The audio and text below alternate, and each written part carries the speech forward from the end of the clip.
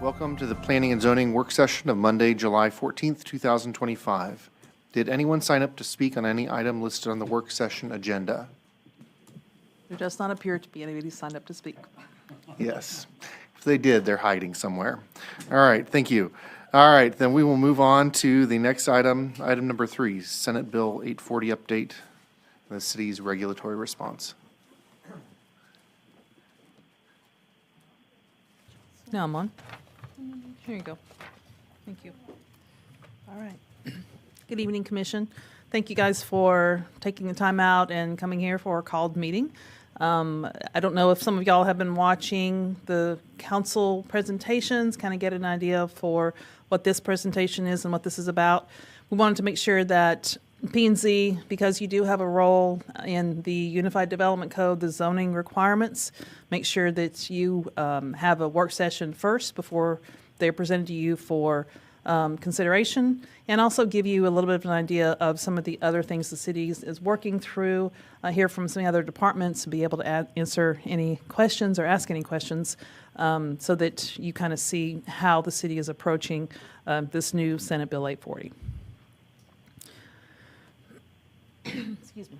So the Senate Bill 840 is a requirement. Of course, it was passed by the legislature, signed by the governor, will be effective on September 1. It requires that cities accept multifamily and mixed-use, residential mixed-use development in most the non-residential districts. So that includes commercial districts and most of the industrial districts. The only one that does not include is heavy industrial. Cities cannot require any type of discretionary approval. So we're used to having site plan zoning, variances through the site plan process. We now have conditional use permits. In order to do multifamily, you have to rezone in order to even allow the use. We have the future land use considerations. We can no longer require any type of process in order for someone to do the use of either multifamily or mixed use that has a residential component to it. So this, of course, Senate Bill 840 was intended to reduce the barriers that cities theoretically had been putting up for residential developments. This is all about increasing the ability for people to build residential developments. So many of the zoning regulations are preempted, and we'll go through some of those in a minute, but everything has to go straight to building permit. So again, there's no authorization process. Everything they either have to meet the regulations of the building permit or it can't be constructed because, again, there is no discretionary process. There is no further action by the governing body, as the ordinance says or as the statute says. And then there are also additional preemptions on top of what would be preempted for a new building for conversions. So if you have an office building converting to a multifamily building, there are different studies, especially traffic, different fees. There's things that we cannot impose on a conversion that can maybe be required for a new construction. So just a summary of some of the actions that we'll talk about today. The first one is to amend the zoning of the development standards, which is, for us, majority is Chapter 3.13, which is our multifamily concept plan. So y'all have seen plenty of those. You've seen the regulations of Chapter 3.13, which are very detailed, get into the open space and the density and the parking. Everything about what would be in a multifamily development is in Chapter 3.13. So we've gone through and we're looking at Chapter 3.13 to see what we can enhance, things that we can do in order to create a better quality multifamily development that we are not preempted from doing. We're also looking at amending the building codes to promote energy efficiency and sustainable construction. So we'll go through a few of those today. Wayne Snell, who's our inspections director, is here, and so he will be here to let you know what he's looking at and also answer any questions. We are looking to amend the Land Development Code to create an adequate public facilities ordinance. I should have put the word public in here. Adequate public facilities ordinance to clarify the procedures and the requirements for utility infrastructure. So the biggest impact that we see that will probably be coming forward is on our water and sewer systems, because y'all, especially Debbie, you and Ricky are on the impact fee committee, which we're going to get together again tomorrow. And we just went through this impact study. We just went through and used our future land use plan, and Freeds and Nichols took that and determined, okay, this is how much an office uses, this is how much industrial uses, this is how much residential uses, this is how much that our system can handle today. And that is what we planned for. That's what we built for. That's what we funded. And if we don't know where multifamily is going, we don't know how to plan for that. We don't know how to build for that. So what this facilities ordinance is going to do is require that developers have to study and make sure that they can prove and document that we either have the capacity or what they would need to build in order to create that capacity within our system. But the adequate public facilities ordinance is going to be a kind of an umbrella, like a coordinating ordinance to say what the developer needs to do and then what codes are going to apply to their project. And then finally, the other departments are different departments are going to look at their infrastructure codes to see if there's any amendments we may need to do. And whether we do that before September 1st or not, there may be some tweaks that they might work through and amend some of their codes. So first off, I'll start with our zoning and development standards. Excuse me. You're going to see some references to Chapter 218. The Senate Bill 840 is what created these requirements. Of course, everything has to go through the bill process through each of the legislative sessions, but they're amending a chapter in the local government code. So we'll refer to 840 for a little while, but it's actually Chapter 218 where this is going to live. So I want to start using the reference of Chapter 218 so we're all familiar with that. So we intend to revise the definitions and add definition of mixed use, just to be clear about what mixed use is and what is intended when we say the word mixed use and the type of pattern that we want to see when we get a mixed use development. Mixed use residential is a term that is in Senate Bill 840 that the state has defined, and also heavy industrial use is defined in 840, Chapter 218. Also, we would add mixed use as an allowed use in the non-residential land use chart. Still kind of working on how that would fit in because it's not something, again, that we can regulate through a district. We want to make sure that we acknowledge mixed use and the ability to do mixed use. We would establish or create an application process to where the applicant, so if someone comes in and submits for a building permit, they would have a form that they would have to fill out that says, I've done all my adequate public facilities studies, I've determined what I would need to either build or complete or whatever it may need to be. I've already gone through all of my processes in order to ensure that the city can accommodate my project that I am proposing. So that's just kind of putting a form together and having that being part of the building permit process. We had been working with Freeds and Nichols, who does our water and our facilities studies, and they recommended this to be create kind of a proactive community engagement process. I thought that was a great idea because we can't, through the zoning process, we send notices to people within 300 feet, we send notices to neighbor associations, excuse me, but I've got a Coke here. We can't require that with this process because there is no formal public input process. Thank you, I appreciate that.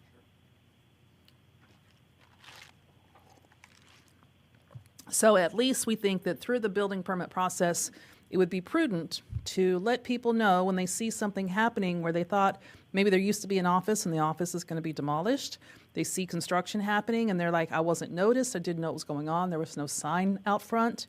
At least we can let people know what's happening and why it's happening.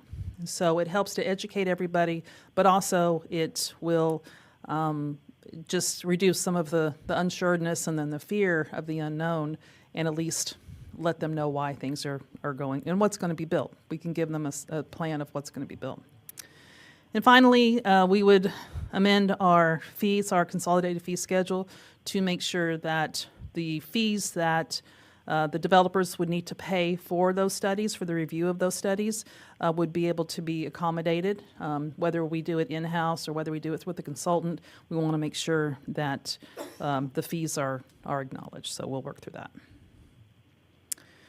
So on section 3.13, again, this is the multifamily concept plan. We're creating an applicability section to make sure that it's very clear that it applies to all multifamily and mixed-use buildings. That's something we hadn't had before, so when we've had mixed-use developments, we've had to go through and create those standards. Y'all have seen that several times in just the last couple of years. We had to create the standards for mixed use because we had nothing. We allowed, in the 161 overlay, we allowed mixed use as a use, but we didn't have any standards. So this at least applies some of the standards consistent with multifamily and mixed use. We do have a good section in 3.13. It's called review criteria, but it just gives some nice guidelines as to how things could look and should look. It's not a requirement section as much as just giving some not good ideas about form. So we're changing that to the recommendations and guidelines. We don't want to lose it completely. We think it's got good information, so we'll be moving that up and renaming it.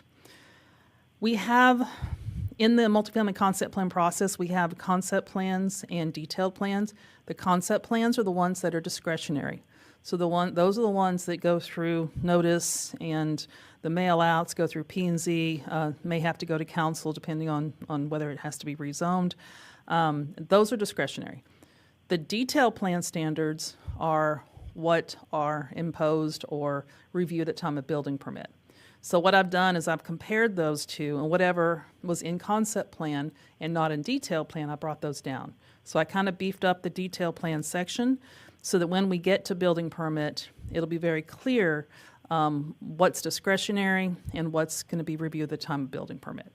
So we're still working through some details, but the structure is already underway.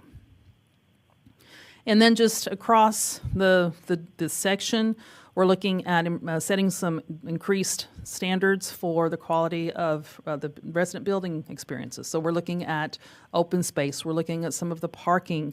I've got another slide here. And just ways to make sure that the quality of the building they're living in is what they expect.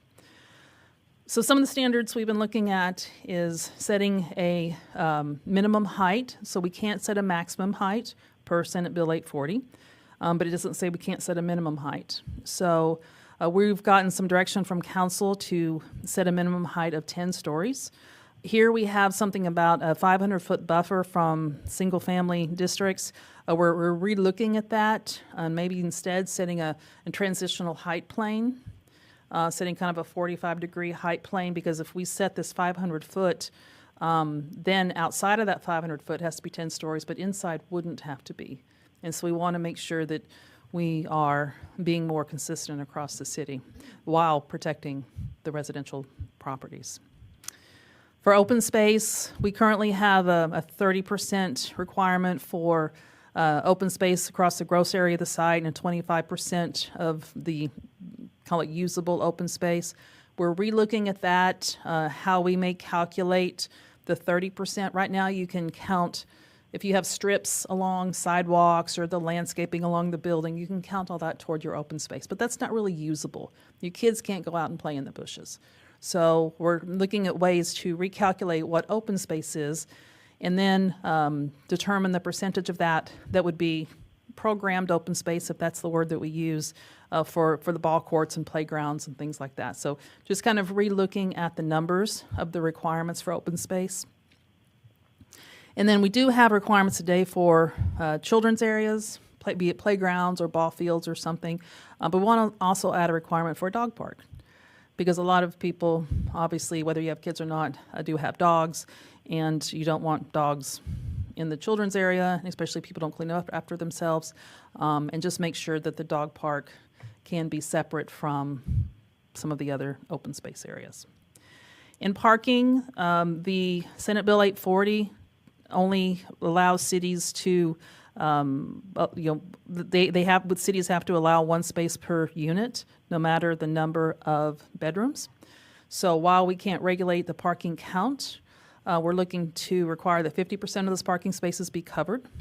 So we can't require a parking garage, the structured parking, and we can't require, I would assume that also means just individual parking garages, but we can require covered parking. And that also adds to the quality of the developments. The residents in the types of developments that we want to have are going to expect to have covered parking. We also, in the ordinance, we allow a 10% maximum of compact spaces. We are not going to allow compact spaces in multifamily if we only potentially have one space per unit. We want all of those spaces to function. So often the compact spaces, people will fit into those, even though they're not supposed to be a normal space. It's a 9 by 18. A compact space is 8 feet by 16, I believe. And it's hard to fit a truck in one of those. So even though they'll try, believe me. And then shared parking, elsewhere in the ordinance, we also allow shared parking if there's a property within 300 feet. So say you have a church that has excess parking, maybe they need 30, but they have 50, so they have 20 extra. They could fill out a form that allows the adjacent, be it a restaurant or whatever, to share that parking. They would have to notarize that and then record at the courthouse, because now it's tied to that property that is using that excess parking, because their CO requires that parking. We are not allowing that for multifamily uses. So again, we already have one space per unit. We want to make sure that that one space per unit is provided on site. If there's excess parking, that's something private they can do, but it would not be permitted in multifamily uses. And then something else we're considering is the ordinance or the statute does allow for, or does define, a mixed-use residential property to be at least 65% residential. So alternately, we are considering requiring that then it therefore be 35% commercial. So if you're in a mixed-use building, you have to have at least 35% commercial. So we're still taking a look at that, but that is something we're considering. So here I'm going to turn over to Wayne.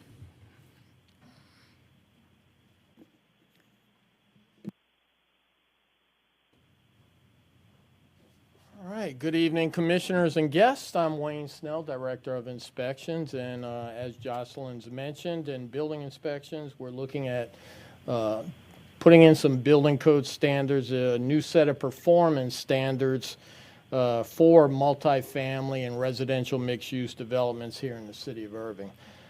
These standards are designed to help our city grow responsibly, protect the infrastructure we have, and create a healthier, more efficient place to live. The purpose, multifamily and residential mixed-use developments can have a significant impact on our city's infrastructure, including our utilities, drainage, and transportation. So these proposed standards that we're putting in are aimed to proactively address these impacts by promoting sustainable, high-performance building practices that benefit both the residents and the city systems. This ordinance that we're proposing or have proposed would apply to all new multifamily residential and mixed-use developments, projects that convert existing buildings to residential use, and major reconstruction of existing multifamily and residential mixed-use developments.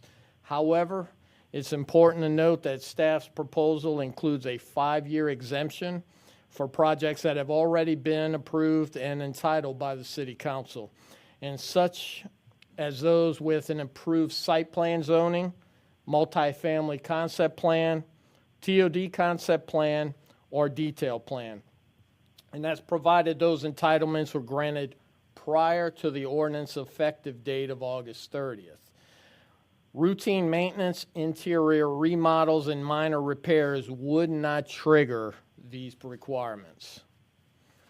Some of the key focus areas that are in this proposed ordinance are focused on saving energy, creating healthier indoor environments, conserving water, improving roofing and stormwater performance, cutting down on construction waste and pollution, and making it easier to get around and stay safe doing so. And each of these is supported by best practices and national code references with the goal of minimizing impact and maximizing livability. In closing, these standards aren't just about the rules, they're about outcomes. So they help protect our city's infrastructure, reduce long-term costs, and improve health and safety for residents and support a greener future. And by adopting these performance standards, Irving shows that it's ready to grow with intention, care, and sustainability. Back to you, Jocelyn. So this expands on what I was discussing earlier about an adequate public facilities ordinance. Most cities put these in their subdivision regulations. We expect that most of the properties that are going to, that these new regulations are going to apply to are probably older offices, already on a platted lot, and probably will not need to replat if they're going to develop into multifamily. Therefore, the subdivision ordinance wouldn't apply. So we're looking at creating a new chapter in the land development code. That's where all the building codes are and the fencing codes and all those, so that it would apply to any development that's going to go to building permit. So would it apply to all new developments and changes of use? So including multifamily and residential, but the water department, it was important to them to make sure that we understood that it needed to apply to data centers because of all of the water usage there. Just basically any type of development. So this is not just a multifamily or a mixed-use amendment. It would identify the developer's responsibilities. There's a whole list of things that they would need to do. This is not just the city. Developer is expected to fulfill their responsibilities and their requirements as part of this process. It would refer to the health and safety code, so the water code, the traffic code, the storm drainage code, and it will clarify that studies have to be completed in order to identify those minimum capacity requirements. And then those studies would also identify any improvements that needed to be completed by the developer in order to expand the system to where it can accommodate their development. And then there's, again, we'd mentioned before that there are some studies in mitigation that any building conversions we cannot require for those types of uses. So a building conversion, like y'all just saw one, it was the the O'Connor Ridge property. They were proposing to convert a 3-story office building to multifamily. We couldn't require a study. We can't require fees. We can't require any more parking. So whatever parking was required for the offices is the same parking that would be provided for the multifamily. So here I'm going to turn it over to Ashley from Water.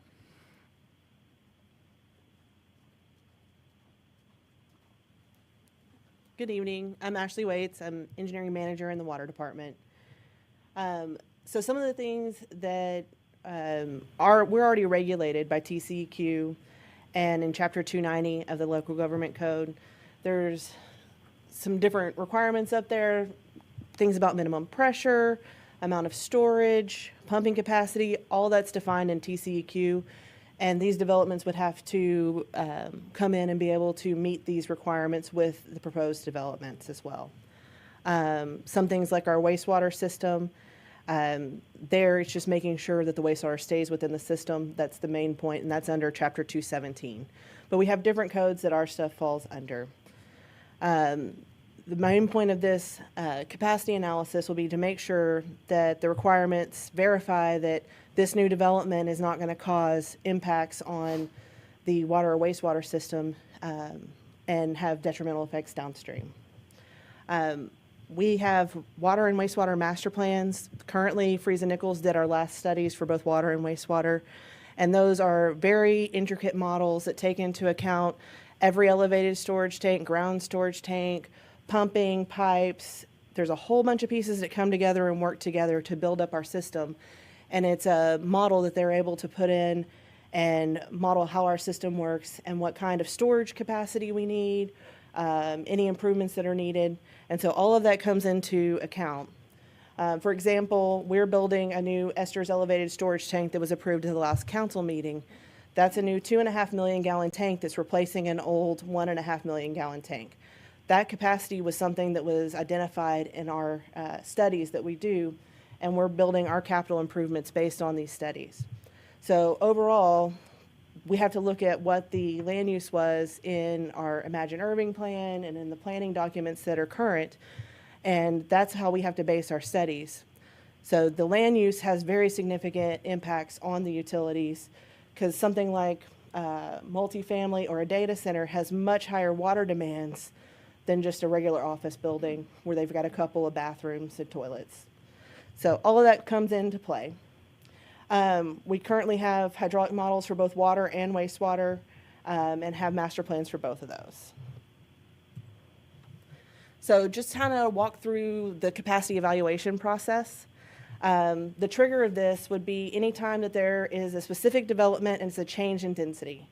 So if the plan that was in place when we did our master plans said it was supposed to be, regular office type of use, if they come in and propose a data center or something with higher use, then it's definitely going to trigger this, and they need to do the study to prove that the density change isn't going to have impacts downstream.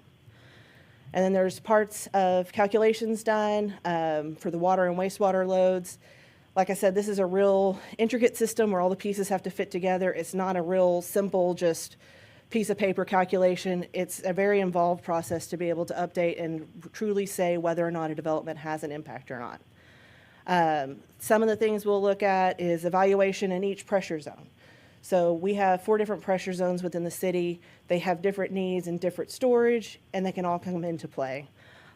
Things like the number of gallons per capita day that we expect for each residential unit, and then flows from our existing models. On the wastewater side, some of the things we're looking at is peaking factors with wet weather. All of that has to come in and be fed into this model. From there, it would go to a study with our consultant that did our water and wastewater master plans to plug in and to see what the differences are and analyze all of those different pieces to make sure what the impacts are. And then from that, they may come back and tell us that there's capacity that exists for that development, or they may come back and say there's some downstream improvements that need to happen in order for that to be useful in the city. And the developer would then be responsible for any of those downstream impacts. So if they're triggering a need for an 8-inch line that they're falling into to go to a 10-inch line, it would be on the developer to replace that 8-inch line with a 10-inch line to provide that capacity as part of their development. Some of the other things we have to consider is our treated water from Dallas Water Utilities and our wastewater that's treated by TRA. Those are all contracts that have maximum values of how much we can get from Dallas and how much we can send to TRA. So part of this analysis will also be seeing if these new developments come in, if they're taking a significant amount of water. Like we've had data centers that might potentially come in, and the amount of water they're talking about could cause us to have to go back to Dallas and buy more wholesale water. At that point, it has contractual obligations, and we end up having to go to a higher tier and more cost. That's what we'd be looking at to verify that those aren't going to have impacts and financial impacts on the city. From there, Freeze and Nichols, if they were doing the study, they would compile all that into a technical memorandum and provide that to the city, along with a recommendation for any downstream improvements or impacts that this development would have. And I'll hand it off to Dan.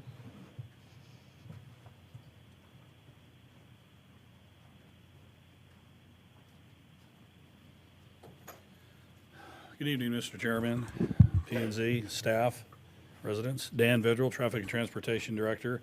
I have one super flashy slide here. Things that have guided us in traffic and transportation and things that have kind of helped us to where we are today in Irving. Back in the 80s is when the first master thoroughfare plan got adopted. It's gone through multiple revisions. The key to that is it establishes right-of-ways necessary for development The thoroughfare plan is a sub-plan of a city's master plan of all their zoning, how everything's going to go out. So the road system was built assuming certain land systems were going to be in place at some point in the future, and we're pretty much there today. We do have an access management plan that's been adopted, street lighting, and our design manual. Why are these important? The thing is, you're going to introduce, or at least Austin's going to force the inclusion of a specific land use that was never ever envisioned. So if you're going to change an office building and do residential with it, if you're in Las Colinas, you're not going to have sidewalks. So now they're going to come to the council and say, I want sidewalks, I want a bike path, I want this, I want that. So the whole structure of how your government's set up, the whole structure of what needs, libraries, other city services are envisioned differently. I think it's really going to be interesting. They're going to certainly, if you only have to have one space per unit, regardless of the amount of bedrooms, on-street parking. We don't have to allow that. So it's going to be real interesting when these developments come in there. So if everyone wants to come over for the Saturday or Sunday football game or baseball game, whatever is important to you, I don't know where your friends are going to park. So I know earlier Jocelyn talked about off-site parking within 300 feet and all that. I can see that becoming very interesting. Certainly it's going to place a huge burden on the traffic department for wanting to walk across streets to go get parking. They may only have to provide one, but that doesn't mean that's what's needed. So that'll be interesting there. So the thoroughfare plan and all of our different access, it's going to be interesting. A lot of it will be set up, if it's set up for commercial as opposed to residential. There's other things to think about. You have deliveries. Businesses have deliveries too. It's not always UPS or, you're going to have box trucks. You're going to have bigger things. And other people are going to be immersed in a neighborhood with heavy trucks, heavy industry there. So the standard of living is going to be really something different. So we'll manage it the best we can on the traffic side of life, but certainly the amenities that you all get to enjoy in your neighborhood or your complex that you live in, they certainly have thought about this, accessibility and certain just life things that, quality of life issues. Someone can be immersed in a neighborhood and they're not going to have any of that. So I foresee them coming to this group and to the city council asking for relief on that. So there's just very little options will be afforded to staff. It's unfortunate, but certainly you got to have the water and sewer. We're going to have the roads. There's going to be different utilities too are going to be necessary. So all of our stuff is online, ready to be utilized by these individuals willing to develop these developments. But it's going to certainly change the way business is done in the city and services needed and wanted to be provided by a city. So that's all I have. Pretty short and sweet. Thank you. Thank you.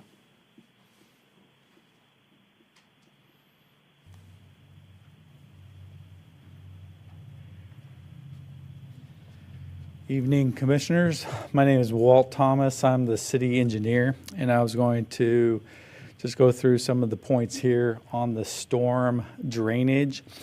Currently, just overall, we are underway with a drainage master plan for the whole city.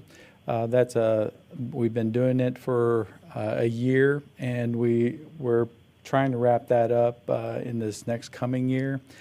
And with that storm drainage master plan, we also are creating a storm criteria, design criteria for storms. So we're going to have that available. We're creating that with this master plan. So right now we have a drainage ordinance, and we're taking that drainage ordinance and putting it into a manual, and we'll have that online soon, and that the developers can draw on. To go through the bullet points here, the city's stormwater criteria, as I said, is defined. We do have a drainage ordinance now, and you go through that ordinance, there's a study to see if there's the adequate drainage structure, and then establish any mitigation that's required. So that's the drain improvements or on-site detention. Just out of, just for your reference, the area up north in the Las Colinas area, those are all designed to a fully developed drainage system. So that's why there's very few, if any, detention up in that area. So that was pre-master plan, where we're going to have most of the problems are here in the south part of the city with on-site detention required, because we just don't have the adequate storm system down here. The bullet point number 2, clarify the downstream assessment. So when the developer comes in and a certain they're looking at a certain area, what we ask is that they define or they assess what the drainage will be. So there's the pre-construction, post-construction runoff. So if they're increasing the impervious area, that will increase the runoff. So that will determine if there's going to be an on-site detention or not. Bullet point number 3 there, revise the ordinance and procedures or adopt a new grading permit. So right now, a lot of our review is based on when it come in for plat, we look at that drainage. We see if there's a drainage easement or any of those 100-year drainage areas, floodplain areas. But if they're coming in and don't have to plat, we need a trigger to require review by the city. And that's why we're talking about maybe adopting a new grading permit that's required to trigger our review of this development or any development such as the mixed use. And then also considering adding low impact design requirements in the design, such as landscape islands within parking lots, sidewalks for stormwater quality.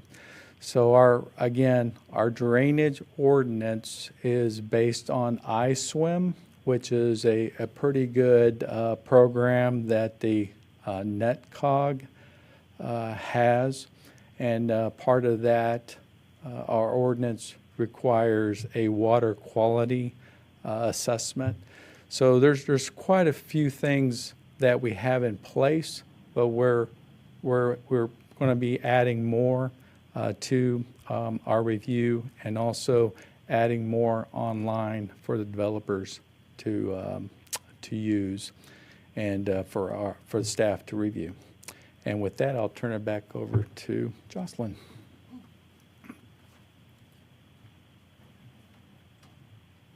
All right, so just in closing, we wanted to show you the timeline, and of course, we'll turn it over to you for questions, and everybody is here available to answer your questions. So last Thursday, on July 10th, we did this presentation to City Council. There was also a public hearing posted for the building code amendments. The building code amendments public hearing was held this afternoon, so that has been completed. We're, of course, now at P&Z work session.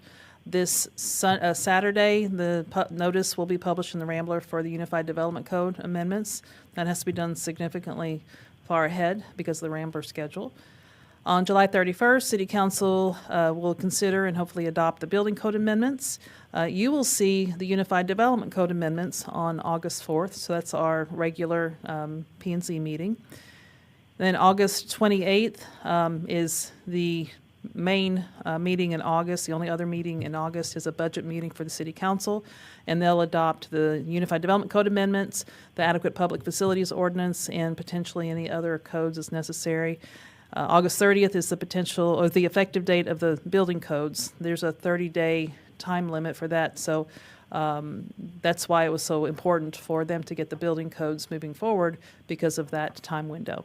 And of course, the statute takes effect on September 1st, so this is a very abbreviated schedule. So with that, I will turn it over to the chair and open it up to y'all for questions. Great, thank you. All right. It's a chance to ask questions.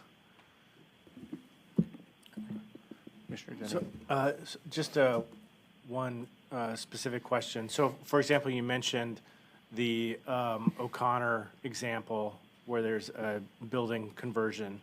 I recall that was within a PUD district, and so one of the challenges there was also, I think that we'd already reached the limit of multifamily that was permitted in that PUD. So do PUD restrictions on multifamily affect this, or those be like overridden or preempted? So the easy answer to that is no. PUD restrictions will not apply because PUD is zoning. The Las Colinas Association, of course, is a private organization, just like Valley Ranch. Those are all private deed restrictions. However, they have their own allowances, and some of their supplemental declarations may allow multifamily, and they may not. If they don't allow multifamily, LCA has their process, be it whether the declarant can allow it just, administratively. They have an election process, so they have a process that they would go through anyway in order to allow that use. So there is a different level of scrutiny when it comes to LCA that may or may not affect any of these projects. But to answer your question, PUD is a zoning district, and that would not change whether we could allow or disallow these. Commissioner Reyes? Will you expand a bit on the parking regulations you mentioned with similarly that they would not be required? Would you just touch on that a little bit? Well, the Senate Bill 840 only allows us to, we can't require any more than one space per unit. That's for new construction. Or For the new same- construction. Oh, Yeah, okay. for conversions, we can't require any more than what's on the site.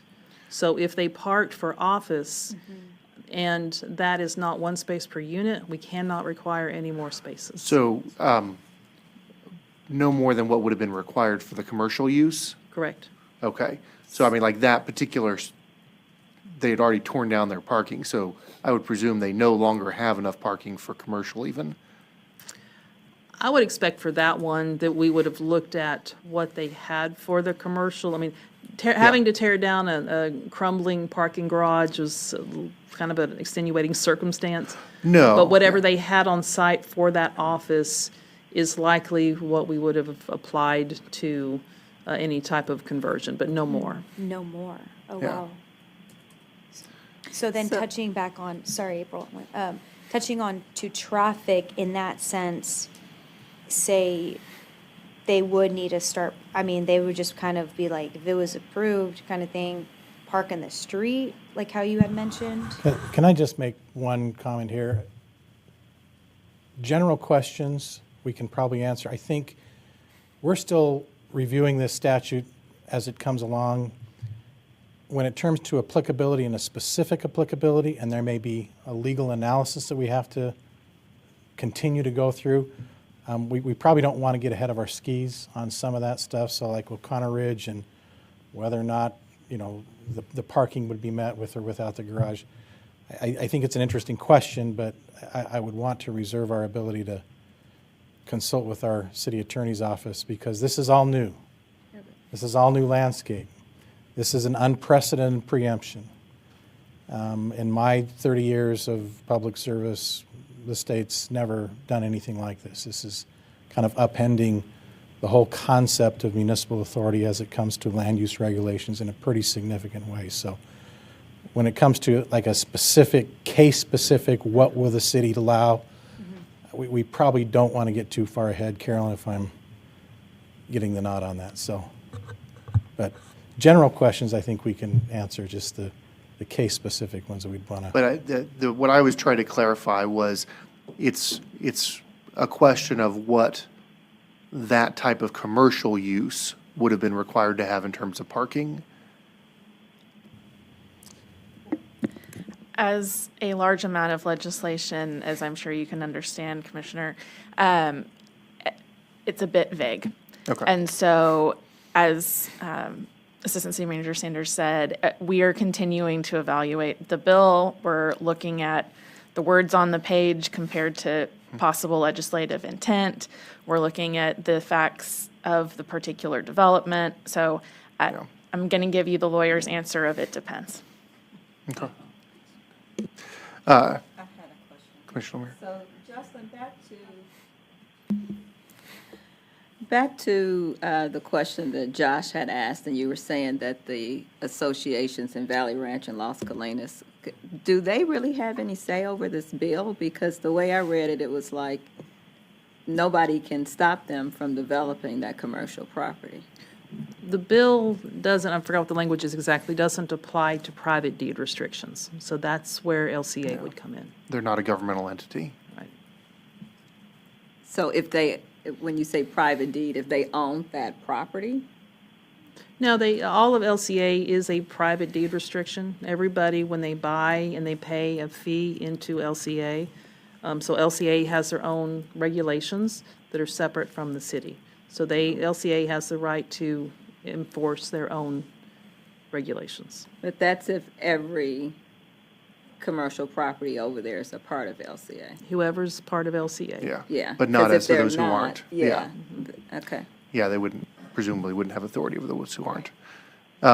I was curious, it looked to me like it did allow for height restrictions in certain cases in the statute. So that seemed to me, So it allows for the height of the district or 45 feet, whichever is greater. yeah, So I was looking at it this afternoon, and most of our districts, we have one, I think it's like CW, Commercial Warehouse, that's 2.5 stories. The rest of them are a half the distance to an R district, a residential district.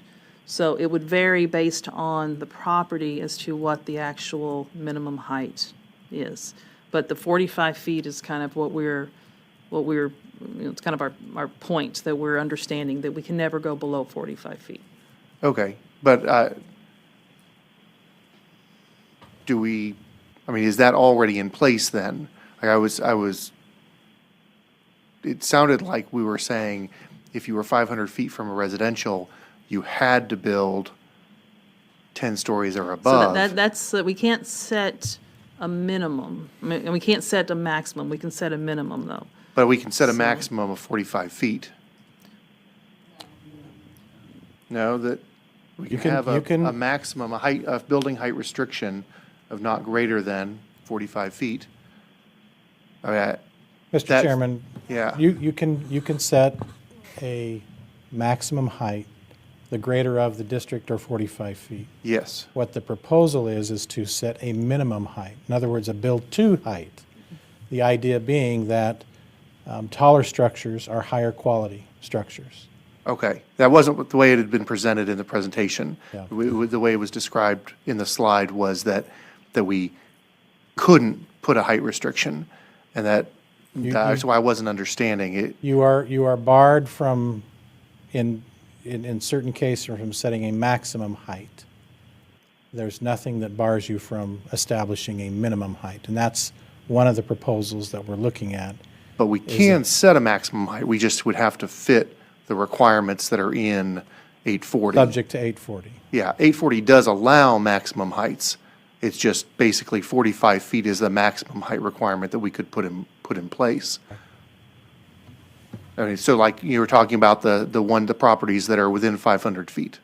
Under the current draft on the slide, there's not any minimum requirement, but, I mean, really, I'm more interested in the height limit than the minimum requirement. I get the point about it being taller and being a better quality structure, but even the thought of a 10-story building 500 feet from my house, I can't say that is ideal. I'd be more interested in the 45-foot limit that the statute seems to allow for. So that's why.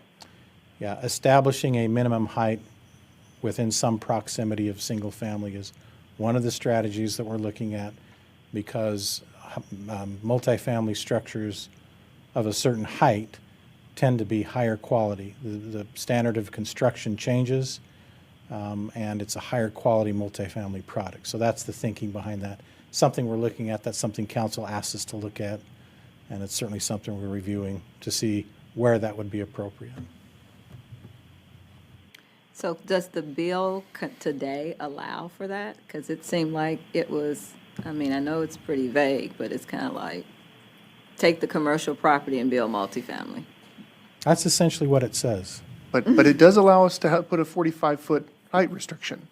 I mean, I can understand if they decide not to do that because they want to get a better quality product when it gets built, but it does allow for a 45-foot height restriction. It does allow for saying that it's not effectively going to be that'd be about 4 stories. And if it's close to other residential, I could see a real And benefit there's to that. so again, the height in most districts is a half the distance from residential. So it's the height of the district or 45 feet, whichever is greater. So there may be some areas which are mostly industrial, mostly office, that are significant distance from residential that essentially will have not much of a height limit. So by setting the minimum is we're making sure that it is at least that tall. But we can't set a 45-foot maximum because that is going to be greater than the maximum of those districts. You'd have to change those districts as well then. If I mean, that's if what. that was- yeah, Yeah, that- I mean, that if would you be the look only at the other way to freeway do it. district, a lot of the offices that we have are in the freeway district, and those are completely appropriate there, so. Yeah. So basically, what you're saying is we had one case, I won't say which one it was, big office building they wanted to take down, put flex warehouse there. They can now take that multi-story building and turn it into residential and leave its existing height. Yeah. I mean, we would look at the height of that property, which could be that existing height, but they would have to follow any regulations that we have in place at the time. Correct, but we wouldn't have no say on the height since it's already pre-existing. And it's not that the building be pre-existing, we'd just be looking at the height of the district. Okay. So, currently under, like if you're building a new commercial building and it was 500 feet, a new office tower, 500 feet from residential, how high could you build it? Just Half the distance is the rule of, again, most of the districts, so half the distance from residential. So if it's a 500 feet, it'd be a 250-foot maximum. so you could build it up over 20 stories. Yeah, and 10 stories is about 110, 120 feet. Thanks. I don't know that I like that part. Me either. I tend to think that should be harder to do. That goes considerably beyond 840, I realize that, but I'm a little overwhelmed by all this, but I'm guessing the reason the state developed this regulation is because there's so much growth that's taken place in Texas and they want to be able to accommodate growth. Is that correct? I mean, why else would they take over this? It was a factor of just the cost of housing and to provide more units in order to hopefully address the cost of housing. Affordable, okay. If I could get on my soapbox. I wouldn't mind, It is baffling yeah. why 840 was written the way it was and why it was applicable to only 19 cities. The concept was, well, this is an affordable housing issue and a housing supply issue. We just need to overcome local regulations so that we can get more housing production because we're growing so fast. The reality is where all the growth is occurring in Texas, which is suburban communities and around large population centers, are not affected by 840. They only affected cities over 150,000 and counties with over 300,000. So the areas and the cities where growth is occurring the most, where demand is greatest, were not affected by 840. So it's baffling why they did this. I think there was very little thought given to the impacts that this would have on cities that master plan for years and decades around a certain growth pattern, and then to throw that on its head. Nobody ever came and talked to any cities about how this would affect. There was very little interest in learning from municipalities how land use planning and infrastructure planning work. It was not well thought. But nevertheless, here it is. Well, and I really appreciate, it's clear from all the presentations that everybody really has spent a lot of time trying to understand all of this, interpret, and then how to dovetail into existing plans. So I do have a couple of questions. So I'm guessing, Wayne, I heard Chief Conley last week talk a great deal about EV garages and partitions around EV charging stations. Does that fall into your safety and security? And I was just going to ask three quick questions. One is the question about the EV safety security is part of your plan. Ashley, I'm guessing waste, water, and water in general.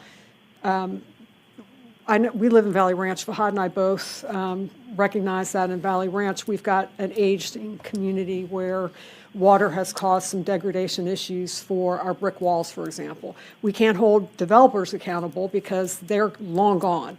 So when you talk about detention ponds and other kinds of factors that affect, how do we hold these developers to, being responsible developers down the road? And is there a way to mitigate some of that problem, those problems, that unintended consequences of this type of building that we may not even have thought of now?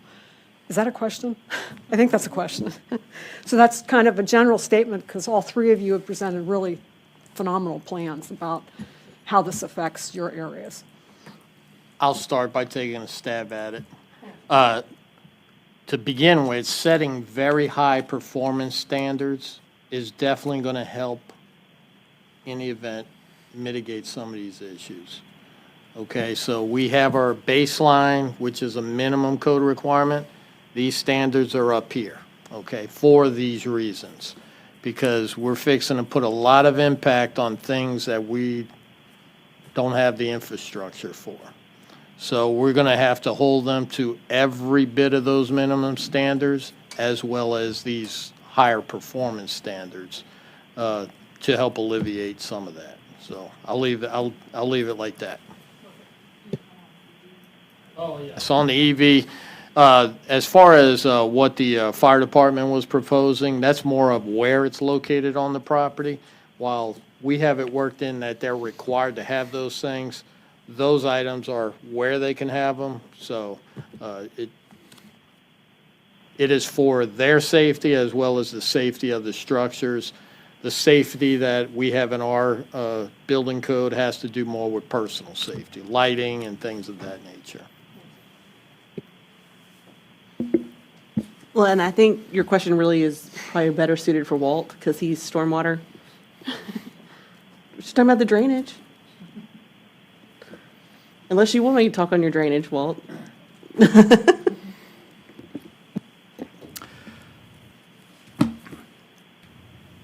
I don't know how to, in the future, with these developments, other than hold to our standard and our criteria, and we're looking at those criteria now and reevaluating and tightening those up.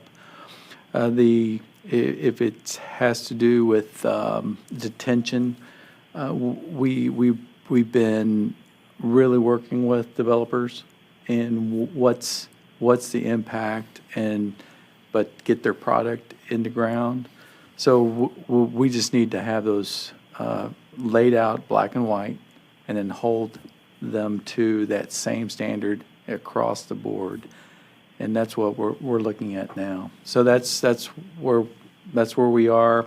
As you know, we have a pretty robust drainage program right now with a lot of our channels. We're essentially creating or building the spine in our drainage throughout the city.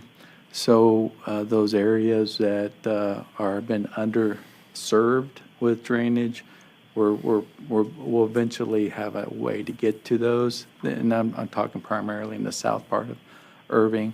And again, up north, it's been pre-planned, master planned, so that's taken care of up there.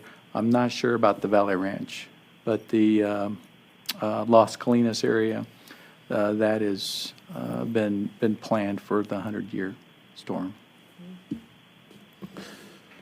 So, the question I got for Phil, how does this affect our fire and public safety, the Senate Bill 840?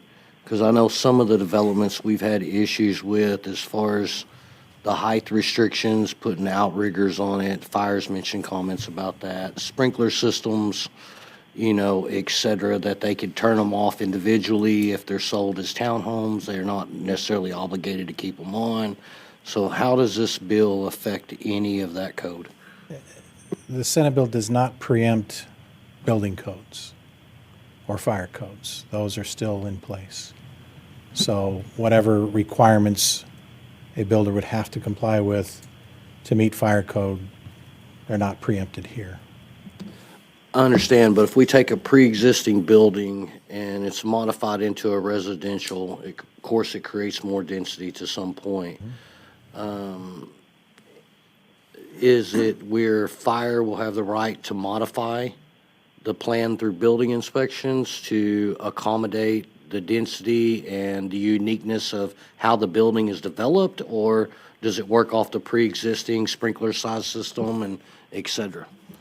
No, if we're talking about a pre-existing office building that's converted to an apartment, multifamily, they have to bring that building up to those multifamily standards, as well as the performance standards that we're proposing. So they're practically making a new building, and you know how that can work out, converting from a use that wasn't meant for to a multifamily.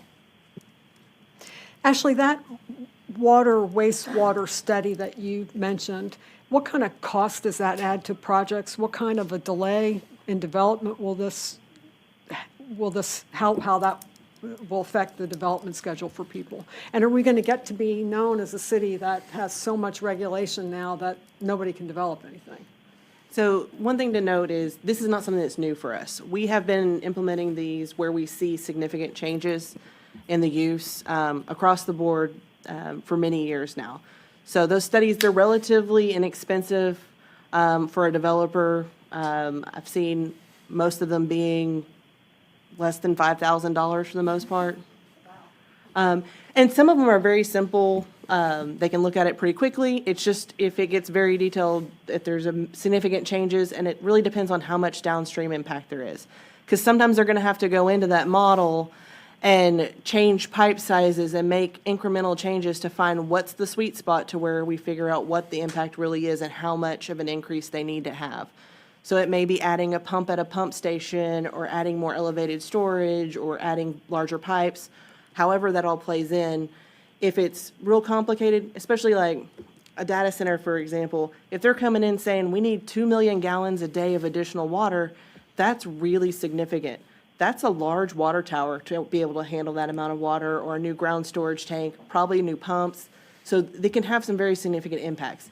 It just really depends on how much of an impact it is having. But for your just regular run-of-the-mill, we've seen people come in and take something, like at one point where Fry's was. They were looking at turning that into single-family homes. We asked them to come in and take a look at the wastewater system and the water system and make sure if they converted it, that there was capacity for the water and capacity for the wastewater for that development with 250 lots or whatever it was. And they were able to come back and prove that there was enough capacity for that particular development and there weren't downstream impacts. And it was a relatively short, normally it's a couple weeks and they got this stuff together. And that's a third party that does that, or does the developer bring his own person in? What we've historically done is, since Freeze & Nichols holds the models for our master plans and it's critical infrastructure, it's not something we can just turn over to anybody. It's protected under state law. And they've got the models that are, there's lots of moving pieces in those models.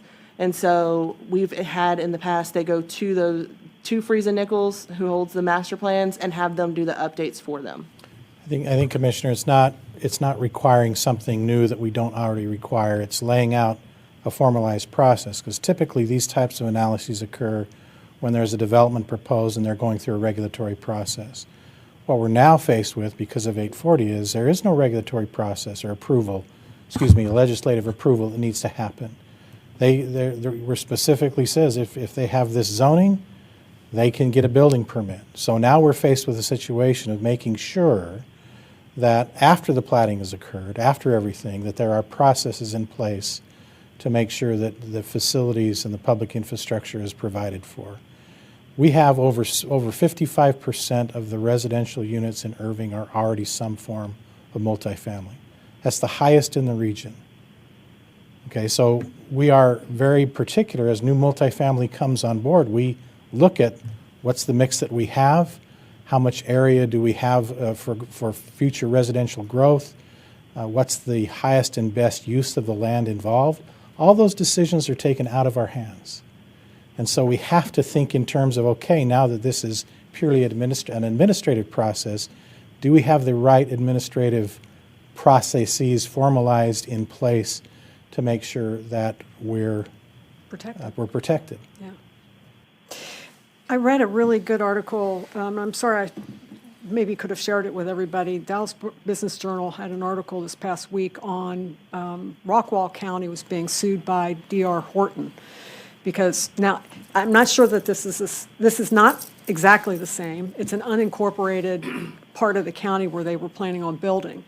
And they're suing the county because they felt their development rights had been infringed upon because the county was requiring D.R. Horton to pay for some of those services which we are talking about tonight, including police and other fire safety kinds of things. So while that's an unincorporated area and we don't have that in Irving, do we anticipate getting sued over some of these things? I mean, it seems like such an There is open any gray. opportunity for a lawsuit on any given. I've heard you say anything. that. So, like so much else with this, it's too soon to tell, and we'll just have to see how it all plays out in practice. And as staff has said, this is stuff on the whole that we're already doing. It's really just a timing issue as far as what triggers these different studies. You may recall some of the other cases. Ashley mentioned the single-family development, the condo development over by the Ritz. They did all kinds of water studies leading into their zoning. So it's not unusual for the developers to already be doing this. It's really just formalizing that process to make sure it's triggered, not just by plating. Well, I know people in South Irving would definitely appreciate it on the wastewater and water side. Thanks. I think there's a question for Jocelyn. Sorry. But it seemed when I was looking at the slides and thinking about it, that this was kind of a going back to the older hierarchical zoning style, where, you can, the most restrictive area is the residential, but then everything else is less restrictive and you can do whatever you want. You get down to industrial and you can pretty much use it for anything. Am I wrong? I mean, that seems like kind of what the legislature is doing here. Yeah, you're referring to cumulative zoning. Yeah. No, the legislature's doing a free-for-all. But it's kind of that way. It just stops at multifamily. It doesn't go down to the single family. Because usually the way cumulative is you would have been able to do single yeah, family you and can do industrial single family, too. right? Yes. Exactly. And Not that you that's would want to, but yeah. That's not the way this is. So we're not looking at it that way as much as it's just uncontrolled. Do you think what they're really after is like, downtown Dallas office buildings getting converted? I mean, like what sort of is there, what are they, what's your sense of what they're thinking is going to be the big shift here? I think the session was just to remove, as they say, regulatory burdens, because one of the bills that also was approved increased it changed the supermajority regulation. So where it used to be, where y'all seen before, and it doesn't affect you as much, if we send notices out to within 200 feet, if the owners within that 200-foot area, if we get at least 20% opposition, that triggered the supermajority vote of city council for approval. So 7 of 9 had to vote for approval. If there is a case, which really is kind of irrelevant now that they're doing this, but that increased the residential density, that upped that to 60% instead of 20% within 200 feet and required a majority approval. So essentially nullified it, because a majority approval is required today anyway. Yeah. So it went from 20% supermajority to 60% majority, which is 5 of 9. So again, it really, essentially there's no opposition threshold anymore for a project, for a zoning change, which again is kind of irrelevant with 840, but that increases the residential density. Going back to what Debbie was saying about D.R. Horton, we don't have any ETJs around Irvingville, do we? We have none.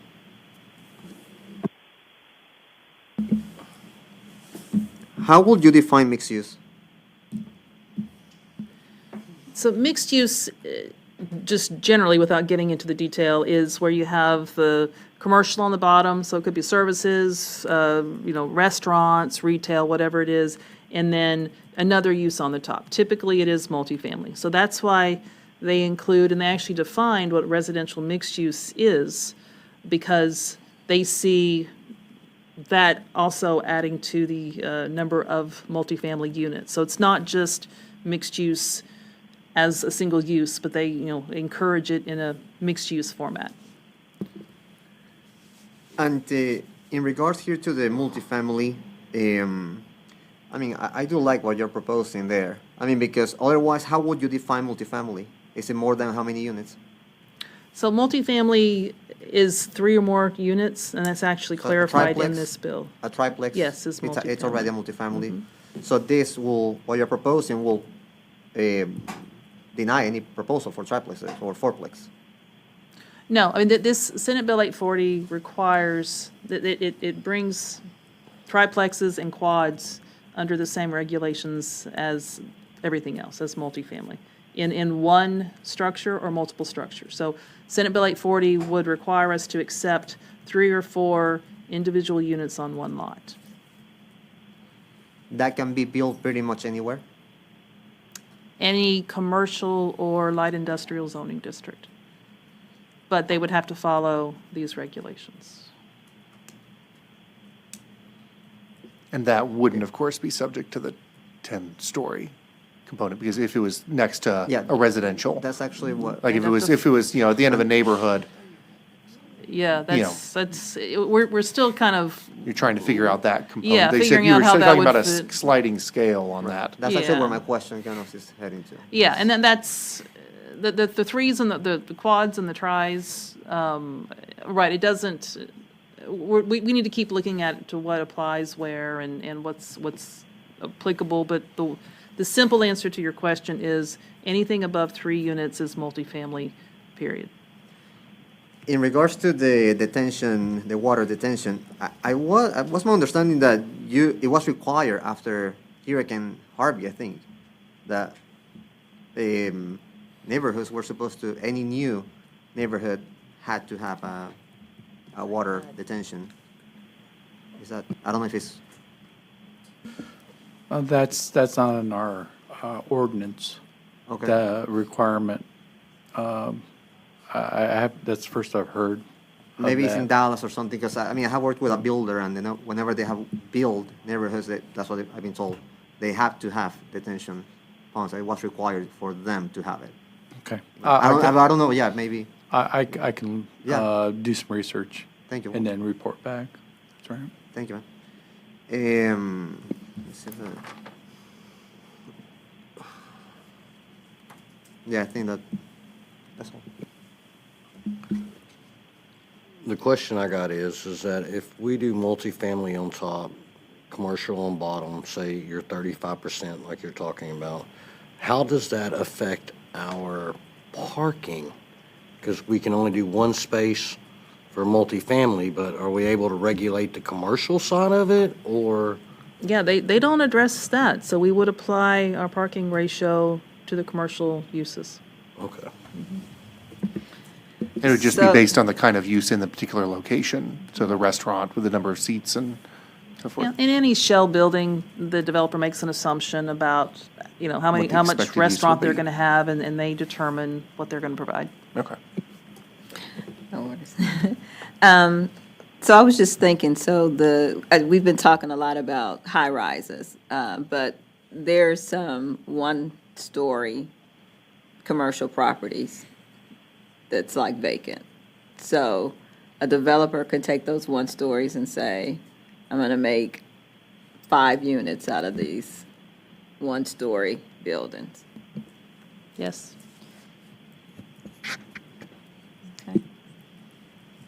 What?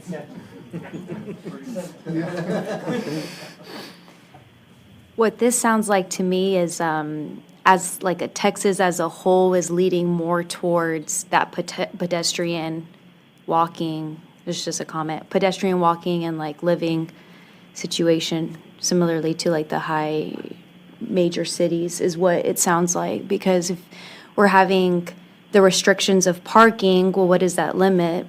Well, parking spaces, so then to me, it just is like the adaptation of, okay, how can our public transportation systems to further develop, to be utilized, and so. Second question, she brought it up, the single-story buildings that can be converted into living quarters. I know we were restricted, this is probably for Wayne, we had that Death Star bill that restricted facades, et cetera. Are we going to start seeing some of these Class C metal buildings potentially being turned into, that are warehouse now, being turned into living spaces without facade changes? Or are we going to start trying to critique what has to be done? I don't think anything's changed regarding facades, so that isn't something we regulate today due to that last legislation. But anything inside, if they're building it for residential purposes, has to meet those building codes. So we could have metal building structures. You could hypothetically have metal building structures.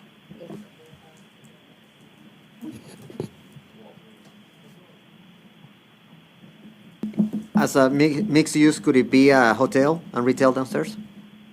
Absolutely, but it wouldn't, yeah, and that wouldn't apply to this. That would just be, a hotel is commercial, so it's kind of mixed use. It would be the same form in terms of, having the strip, the commercial on the ground floor, and then something else above. It would just be a hotel above instead of residential. That would not, this section, all these regulations would not apply to that, because a hotel would just be commercial. So it would look mixed use, but in functionality, it's truly just all commercial. Thank you. So we would not have to worry about some of our local motels turning into apartments? No, that would seem like the other way around, yeah. I mean, they're commercial, right? They could convert, Yeah. To being and they could residential, also to be demo and multifamily. Well, rebuild. that's actually, Dallas does that all the time, with take some of these old limited service hotels and turns them into senior living. I wanted to follow up on Alicia's comments, because I'm not clear. I would think it would not be a walk, live, play kind of environment, because you're building these places, potentially turning them into what Dan was saying, you're potentially isolating them from other city services, parks, walkways, grocery stores, and other kinds of things. I think that goes back to the earlier question. I think Commissioner Skinner, you had mentioned the intent behind this. Early in the legislative session, there was a lot of talk about allowing offices, high-rise offices, to convert to residential. And this whole concept, well, we need to make it easier for that to happen. And so as the session progressed, this bill that ultimately became 840 was kind of born in the very throes of the concluding days of the session.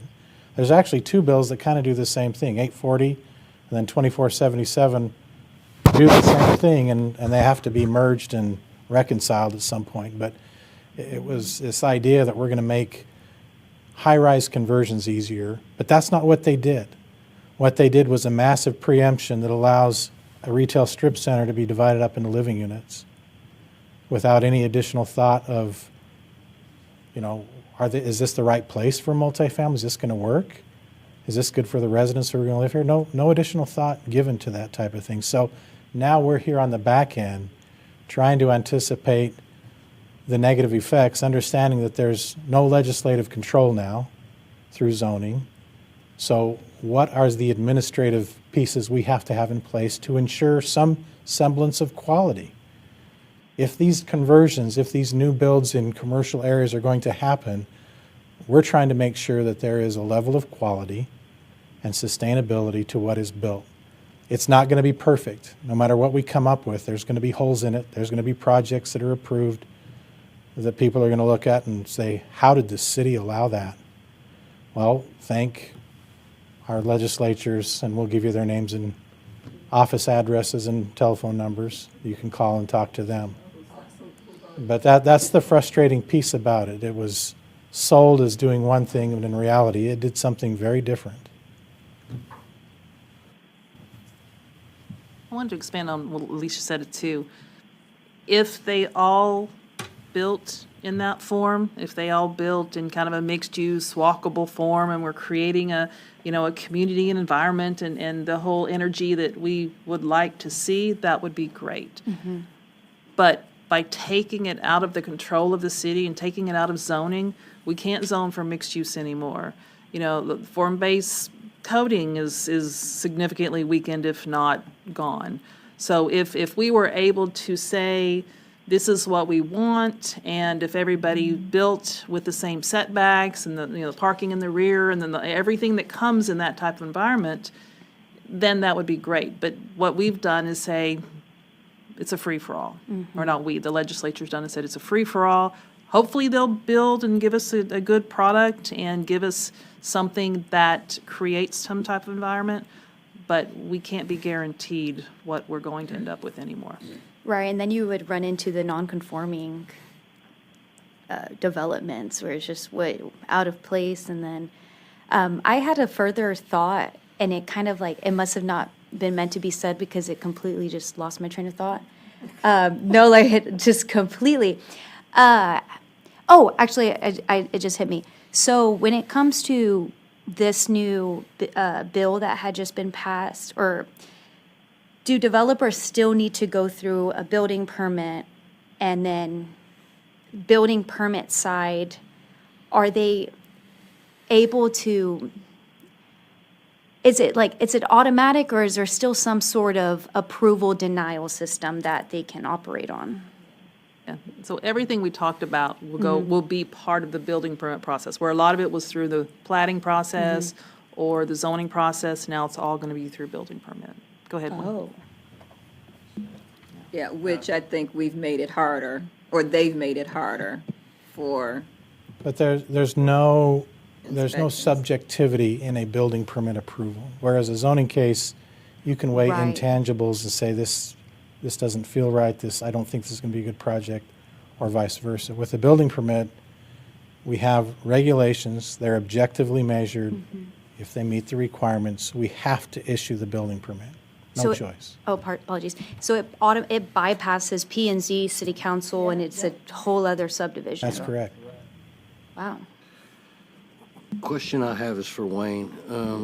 Are we going to be subject to any third-party plan reviews and third-party Not on this. inspections on this stuff? Not on this, no. Not on The this? only third party, I'm not even getting into that. Well, We can catch I understand, it but I didn't know When it if- comes to these buildings or buildings, no, we don't have any of those. Yeah, We're not I knew there subject was to something those. about a timeline. If we couldn't get it done in a certain amount of Yeah, timeline, we're- they were able to We're do well within those. third-party parameters. or et cetera. So, okay.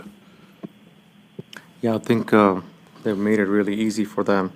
I was reading up on it, and they're trying to fulfill 320,000 houses that are in shortage right now, and they wanted to shock the market with the pricing as well, trying to restrain their pricing. Does the city plan, maybe a question for Carolyn, does the city plan on contesting for amendments with this legislation? That's not really anything that concerns this board, or, I can't really speak to that at this point That'd be a in time. decision by council. Right, yeah. There has been nothing filed, I will say that.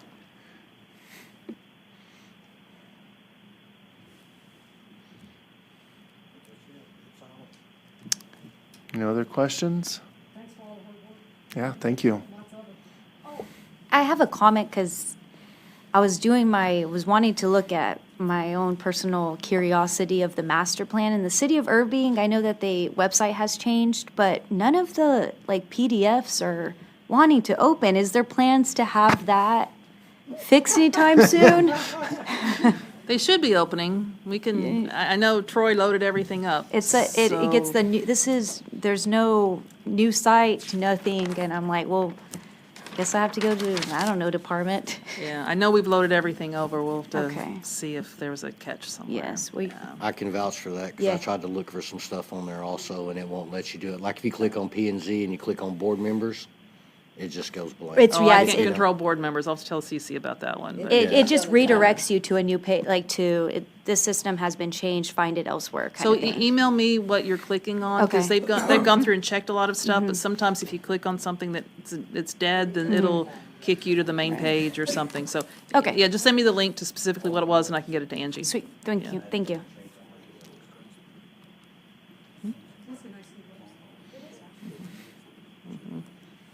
So y'all will see this on the 4th, so we wanted to make sure you had a heads up. It's not going to be exactly what you've seen. We'll go through and tell you any changes. Again, we're still kind of figuring out where we're going to land. But we wanted to make sure y'all knew what we were thinking, why we were thinking it. And then, again, we'll kind of go through the details of the final ordinance on the 4th, and then we'll request for your recommendation.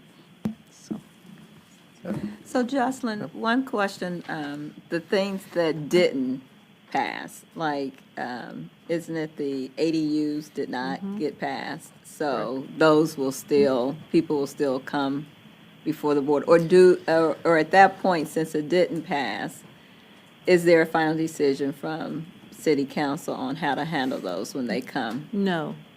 So there were several that y'all saw that were built that were under code compliance, and a lot of those were kind of playing the long game, trying to get through the legislative session. The bill didn't get passed, and so code compliance is visiting them again. If people want, we haven't seen as many ADUs as we had for a short time there, but yes, if people want ADUs, you're going to see them through the SP process. Because those are still in residential zones, and this is really a matter of allowing multifamily in commercial Yeah, and two totally industrial different zones. things. Mhm. Yeah, yeah. No. No. And it's not on the session, for the special session, is it? Yeah, I didn't think so. Okay.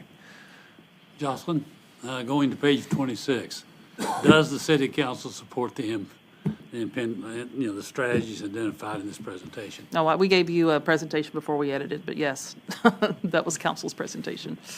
Yeah, Yes, the council yes, they did.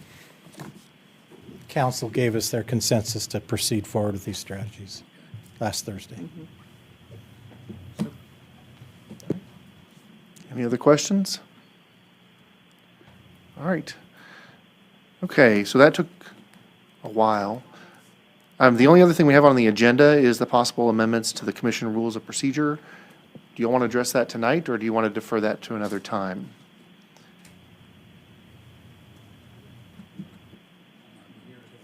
We're here? All right, well then let's go ahead and, Yep, we're good. we have a couple of proposals that were there, and we have redlined, the one that Commissioner Denny had proposed, and then, there was another one, and I've lost Thanks, Dan. which one it is now.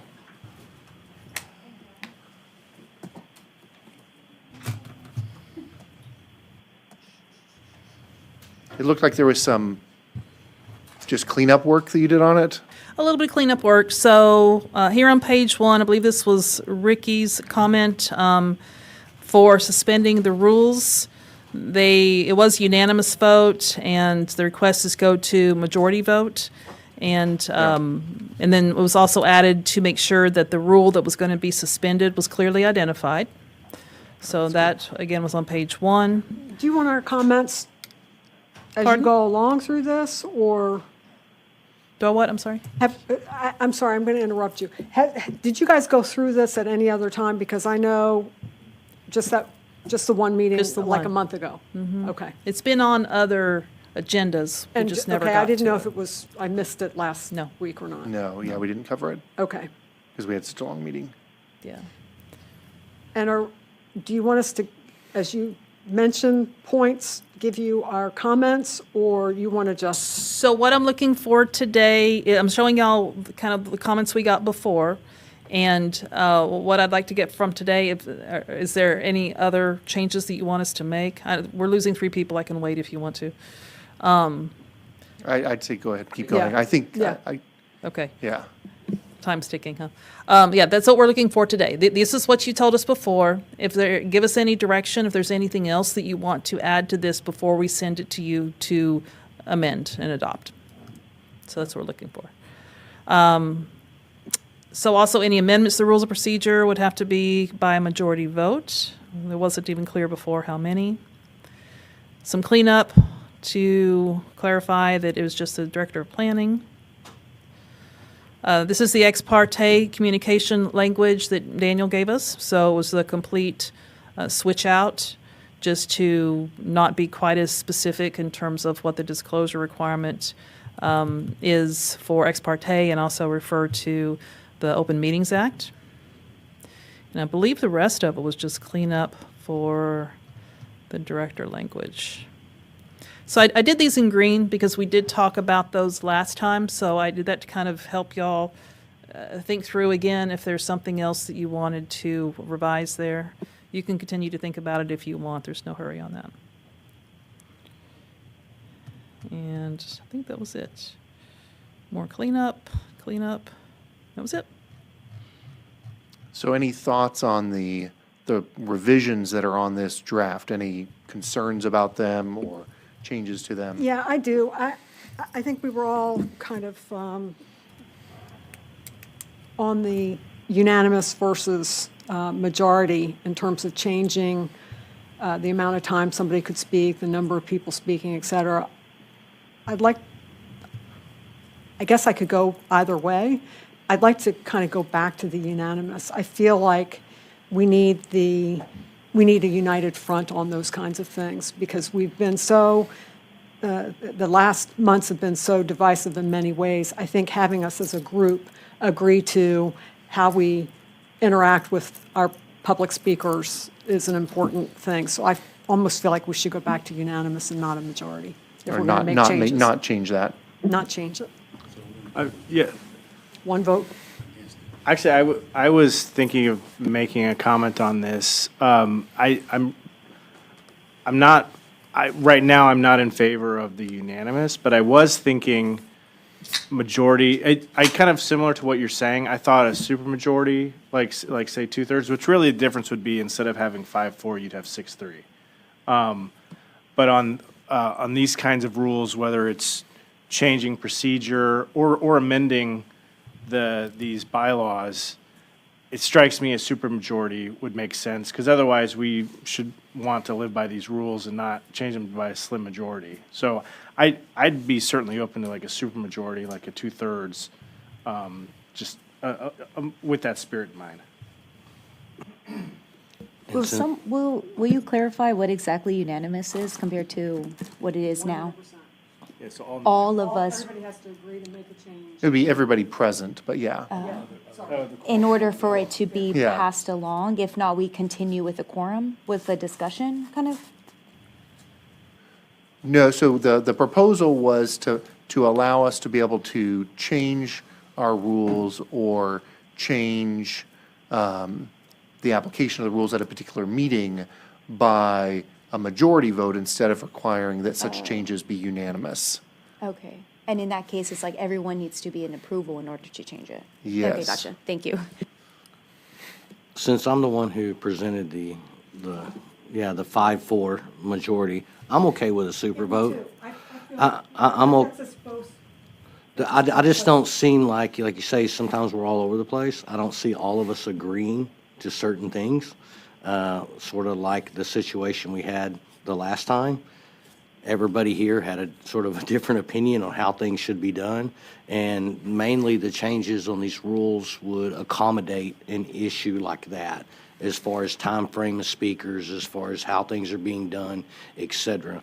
So I'm okay with the supermajority side of it. I think it's a great suggestion. I like supermajority What's as legal well. think on it? So supermajority would be 3/4 typically, which is 7 of 9. If you want 6/3, then it'd be 2/3, if we want to be that specific, but. Well, say 2/3. I'm okay with that. So it'd be 2/3 of the members present. Yeah. Yeah, I like 2/3. I like Yeah, yeah. It's a clear indication that we're mostly in agreement. Right. Yeah.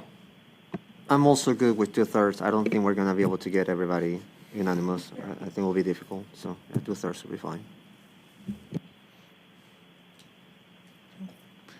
All right, any other thoughts on the amendment of rules provision? Not, then we go on to the ex parte communications one, I think is the other substantive change that we've been talking about. So is the 2/3 going to apply to the suspension of the rules, like just the individual meeting and the amendment of the rules of procedure? So 2/3 on both? That was my assumption is what we were, both F and G there. Okay. And this was the other major change. Yeah. The other non-cleanup change. Right. And I'm happy to, if anyone wants to hear why I was proposing this, I'm happy to explain it, but. Yeah, I think you should, yeah. So my thought on this was just the prior rule struck me as overbroad and perhaps inviting unintended consequences in terms of just how to handle communications with third parties and, what staff's obligations might be with respect to that. So I think, to me, the spirit of the rule was complying with the Open Meetings Act, which is we need to be careful about discussing agenda items whenever there's a quorum present. And, but it doesn't strictly restrict us from speaking with folks about business that we're going to see. And, and there's not a corollary to this under the city council rules, which I thought was instructive. So this is really meant to call our attention to the fact that we are bound by the Texas, the Open Meetings Act, and that but we should be encouraged if we have questions about communications we have with folks or we want to get input from staff, we should be able to do that. So that was but the takeaway, the language that's struck is more of a requirement, that any and all communications with third parties, be reported to staff, and then staff needs to pass that along. And that just struck me as there was a better approach. There you go, Carolyn. Now you can clarify a couple of things. One of the things is, as commissioners, we're often, when we're looking at sites, we are often engaged with the owners of the property. So this right here covers some of that, but what is the approach that the city staff wants to see out of commissioners, so we make sure that is a covered event in here when we do have communication or something? That sounds like a question for city staff. It's not a legal issue. The origination of this was because there were conversations being held outside, whatever you think, Ricky. There were things that were known through those conversations that the rest of the commission didn't know. And so what we were trying to do is encourage everybody to have the same information. So that was the origination of that. It doesn't seem to be particularly a concern as much anymore. So if somebody communicates with you, if you have a conversation with somebody and you think it's something that would be helpful for everybody else to know, please provide it to us, and we will distribute it in the packet just as if we would anything else. And that was the intention, is just to make sure everybody had the same information. Yeah, I shared Commissioner Denny's concern that it the older language could have gave the impression that if we were making our own judgment about whether we thought something needed to be passed on, that we could end up in violation of it. It could give that impression. Even though we're like, well, I really didn't learn anything substantive. There's nothing really to add to the discussion. You know, I talked to somebody because I was hoping they would have some insight for me, and they really didn't. But then we have to pass it on to you, and you pass it on to the whole commission. You know, Commissioner so-and-so talked to this random person that nobody else knows and learned nothing. Obviously, that wasn't what it was intended to deal with, and that I liked the revised language in helping to clarify some of that. We certainly do want to have all the information, but we also don't want to make it appear like we have an obligation to do something that doesn't make very much sense. Does this change still keep up with the spirit of what staff was wanting to accomplish with the original verbiage? I think I don't know, this does not direct the commission to inform us of those conversations. I think it's more just an appropriate action to share if you get information that other people could use. Is there anything staff would want to add to it to ensure that we are still in compliance and following the rules? I don't think so. It hasn't been an issue, so I don't want to create an issue out of something that didn't particularly work. Yeah. My only question is, because I see it says may, and the other one was shall, which means that you don't have to share the information. And I know that there's not a concern right now based on the commissioners now, but that doesn't mean that is going to stay the same that's here today. So does it make sense to make sure that the language protects regardless of whether you got commissioners that you don't think there's an issue with or you have some Right. that there is? The main basis of the ex parte communication is the Open Meetings Act, is to make sure that, you're not going to a party and hear something and then you call somebody and they call somebody else and eventually you end up with too many people. That's the intent of ex parte. So what our intent was is just if you get information that can be useful, let us share it for you. So there were kind of two different things. The focus of this, and I think the amendments are intended to address just making sure that the ex parte is in compliance with the Open Meetings Act, that y'all are not communicating about a case outside of the hearing process. So, which, again, that's different than if you have something useful to share it with us. I don't know that we need to require that as much, but again, it's not they're two different issues. On slide 3, your June 2nd comments discussion, that last bullet item, assisting public in understanding the difference between work session and public hearing. I'd like to maybe amend that because the public and the applicant could be two different things. I guess the applicant knows what a work session is and a public hearing, but if you're a commercial developer, you understand that, but as an individual resident, you may not understand the difference. So you may just want to, we're talking about educating the public, just distinguish between. This was just kind of trying to reflect back what we heard from that meeting. Yeah, so there wasn't really, on that bullet point, there wasn't particularly an action item at this point for that, but it's just wanting to make sure that we were documenting everything that we heard from y'all. Okay. I mean, if there's something you recommend, we haven't thought through what more to do, because that was kind of a unique situation too, with that case that we'd gone through, but we try. And I don't know how much confusion is out there unless you're in a chaotic soup bowl or fish bowl. But yes, we understand that they're different. Yeah.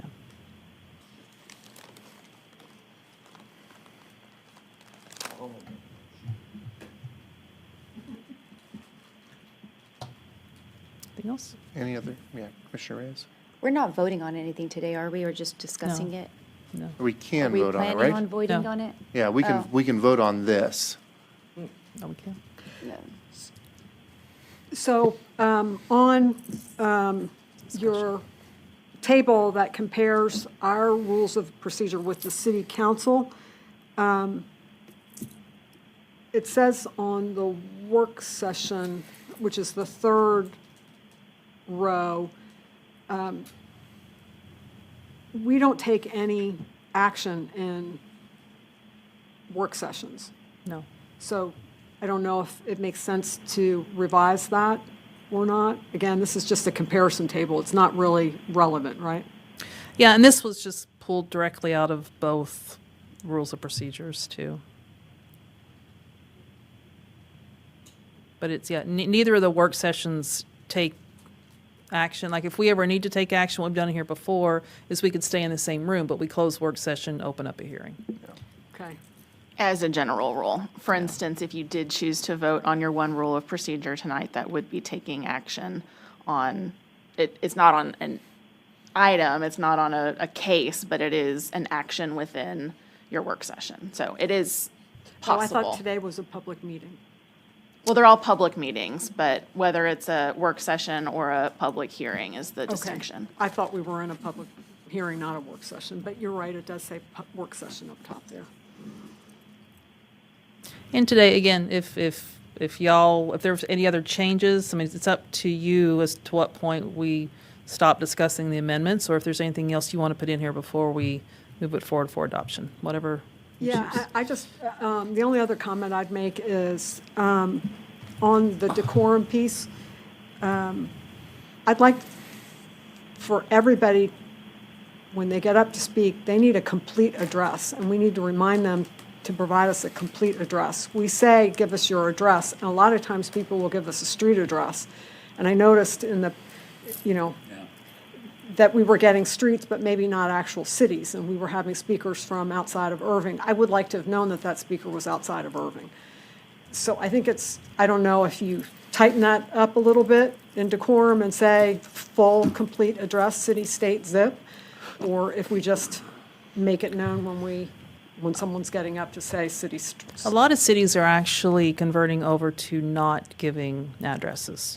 Just But saying but city you're of having them residence. register Yeah. online, which would require, right? Yeah, it would be in the record, but in terms of being in the public speaking part of it, Is that for personal safety?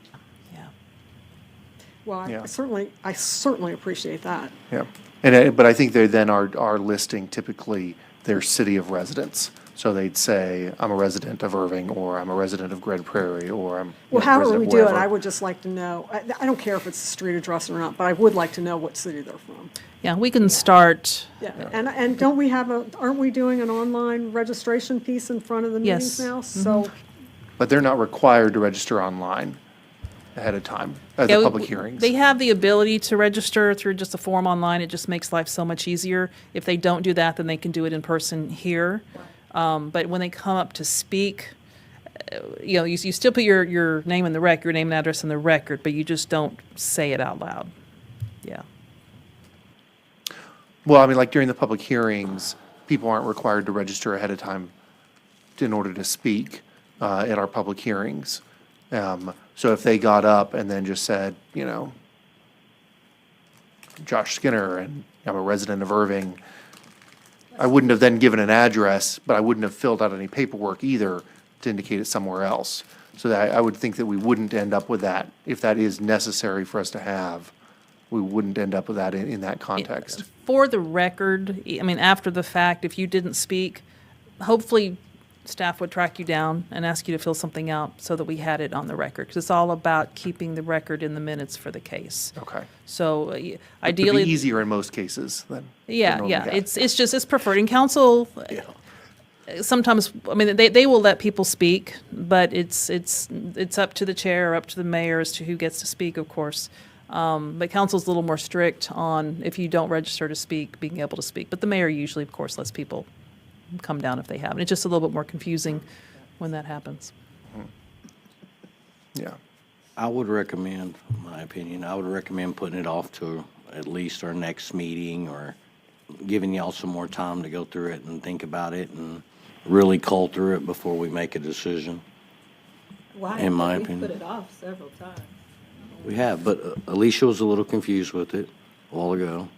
Debbie. Are you ready to vote, Alicia? I'm ready. I'm ready, Ricky. Yeah, let's go for it. Well, I do need to clarify. So the piece that you were in consensus on at the last meeting, which is what Commissioner Denny had introduced, and you are still in consensus on tonight, you can vote on that tonight.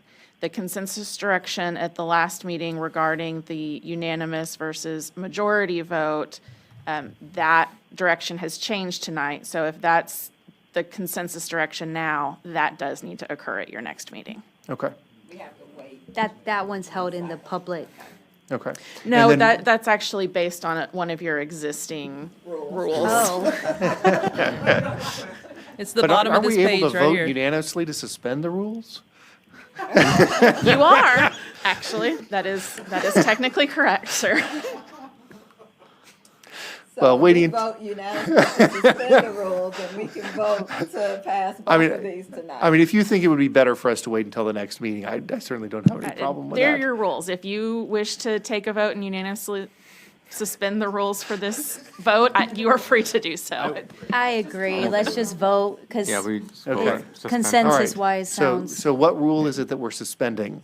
F. Well, you're suspending G, so F is the unanimous, and then you're suspending G. Suspending the requirement in G that we introduce it at one meeting and not act on it till the The next next regular regular meeting. Okay.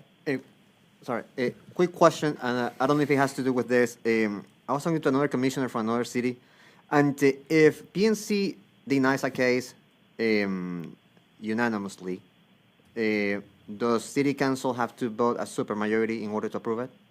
No. So that, cities are a little bit different the way they do things, so the only time our supermajority triggers is that 20% rule. And now that doesn't even apply if it's residential anymore. That would require a change to the city's Unified Development Code. That's a practice within the actual ordinance rather than a rule of procedure. So most immediately, we would be voting a motion, a second, and voting to suspend, what is that, Section 2G? Is a requirement that we have a rule introduced at one meeting and acted on at the next regular meeting. And at that point, we could move to approve, we would just be suspending that for purposes of tonight. And then we would be doing a motion to approve what are three different sets of changes. The changes to Section 2, subsections F and G, as indicated by the redlining. The changes to Section 3, 3H. H, and then the changes throughout that are the ones that Clean up. clean up the, that it's the director of planning. Those sorts of changes. Okay. So we'd be adopting all of the changes that are in this proposal, assuming we unanimously do that. So I'll make a motion to suspend G for this meeting purposes. Okay, we have a motion. I'll second. We have a second. Please raise your hand if you're in favor. All right, looks like everybody's in favor, but anybody opposed? Not seeing anybody opposed. The motion passes unanimously. All right, now, do we have a motion to make some or all of those three sets of amendments? I'll make a motion that we amend the Planning and Zoning Commission bylaws to make those three changes. And I'll just summarize them. It have to do with supermajority vote, have to do with the Open Meetings Act, and the cleanup changes. Two-third vote, not supermajority. The two-thirds would be the two. Two-thirds, that's what I mean by supermajority. It says Yeah. two-thirds vote, And also any cleanup. yes. In the That language. was the third thing, Yeah, yeah. yes. I'll second. All right, we have a motion and a second.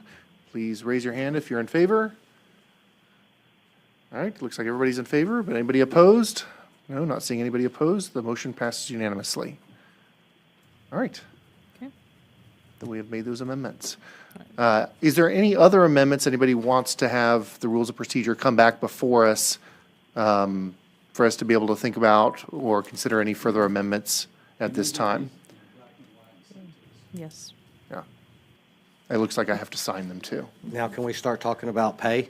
Well, and Hey, can we make that amendment, by a 2/3 vote? No. could we, you may have already been planning this, but could we get a final and a red line attached to the minutes that we review for approval? We can- Just so we know we're final, yeah, that'd be great. All right. So those are all the issues that we sort of had in the hopper to get resolved at this point. Is there any other issues anybody would like to present tonight, or would anybody like to request that the revisions process be put on the agenda for a future meeting? Or we think we're for the time being that we're kind of where we need to be?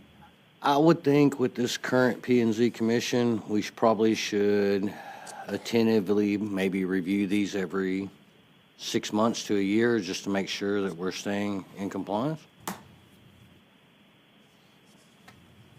Like have a little Just- presentation by staff, every, Anything that changes or the way the landscape changes. with I would everything. say just have it sent to us. Yeah. Yeah, and yeah.